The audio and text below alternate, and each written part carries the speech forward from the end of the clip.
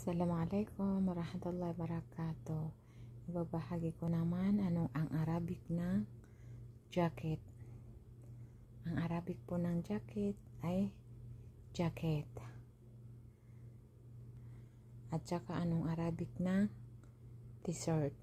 Ang Arabic ng t-shirt, yung ibang Arabo ay tawag nila ganun din, t-shirt. Yung ibang tawag nila ay vanilla.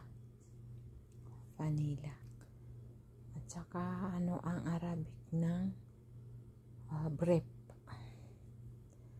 Ang Arabic po ng brief ay sirwal. At saka ano ang Arabic ng medyas. Ang Arabic po ng medyas ay shurab. Sana po maliwanag sa inyo at maliwanag sa kapwa ko FW at yung may mga balak mang ibang bansa, at least may idea kayo. Thank you for watching. God bless all. Middle East po itong gamit ang itinuturo kong Arabic. Thank you.